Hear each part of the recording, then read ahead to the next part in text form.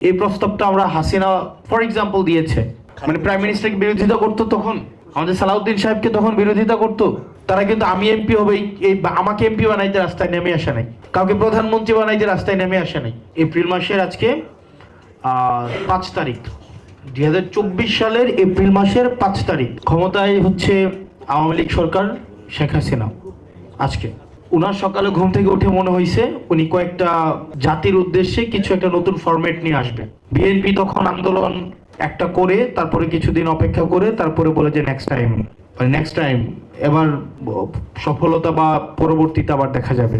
2024 সালের এপ্রিলের 5 তারিখ শেখ হাসিনা একটা ফর্মুলা নিয়ে আসলো, যে ফর্মুলাটা হচ্ছে তত্ত্বাবধায়ক সরকার নিরপেক্ষভাবে গঠিত হবে, দুদক এটা বিরোধী দলীয় দমন কমিশনার থাকবে না, এটা নিরপেক্ষভাবে যিনি দুর্নীতি করবেন উনি যত বড় ক্ষমতাবানই হোক না কেন, উনি সার্ভিং মিনিস্টার থাকুক, সার্ভিং ইভেন প্রাইম মিনিস্টার থাকুক, হুএভার হি ইজ, তার বিরুদ্ধে দুদক ব্যবস্থা নেবে।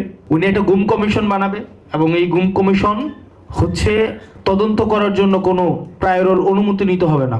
উনি হচ্ছে একটা ফর্মুলা দিল, যে ফর্মুলাতে হচ্ছে যেই বিচার বিভাগকে সম্পূর্ণ স্বাধীন করবেন, কোনো বিচারককে পোস্টিং প্রমোশনের ভয় দেখিয়ে বিচার কার্যক্রম ম্যানিপুলেট করবে না। আজকে কয় তারিখ? 2024 সালের এপ্রিল মাসের 5 তারিখ এই প্রস্তাবটা আমরা হাসিনা ফর এক্সাম্পল দিয়েছে।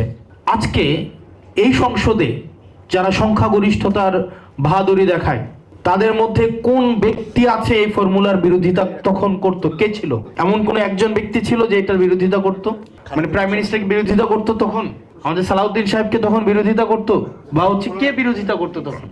মানে একজনকে খুঁজে পাওয়া যাইতো যে হাসিনাকে বলতো যে না আমরা এটাকে মানি না, একজনকে খুঁজে পাওয়া যাইতো তখন।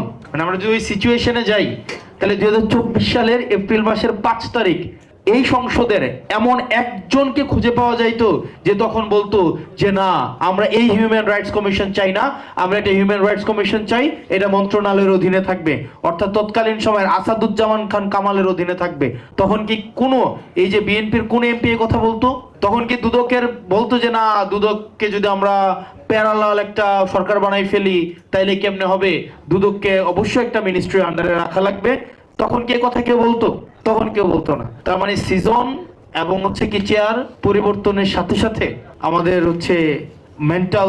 হচ্ছে আমাদের মেন্টালিটিও চেঞ্জ হয়ে গেছে। আমাদের গভর্নমেন্টের 2024 সালে এপ্রিল মাসে যে জিনিসটা জাতির জন্য প্রয়োগযোগ্য, বাস্তবায়নযোগ্য, সেটা 2026 সালে সংখ্যাগরিষ্ঠতার একটা ব্যাকআপ থাকার কারণে সেটা এখন জাতির জন্য কিন্তু অথবা নতুবার হচ্ছে বেড়াজালে এখন বন্দী হয়ে গিয়েছে। এই যে একটা গণবিদ্বেষী গণবিরোধী যে একটা অবস্থান নেওয়া, মানে যারা রাস্তায় নেমে আসছিল 2024 সালের জুলাইতে, তারা কিন্তু আমি এমপি হবে এই আমাকে এমপি বানাইতে রাস্তায় নেমে আসে নাই, কাউকে প্রধানমন্ত্রী বানাইতে রাস্তায় নেমে আসে নাই, কাউকে লন্ডন থেকে ভারত থেকে এনে বিভিন্ন পদ পদবিতে বসাইতে রাস্তায় নেমে আসে নাই, ডক্টর মোহাম্মদ ইউনূসকে এখানে ইন্টারিম গভর্নমেন্টের প্রধান বানাইতে রাস্তায় নেমে আসে নাই।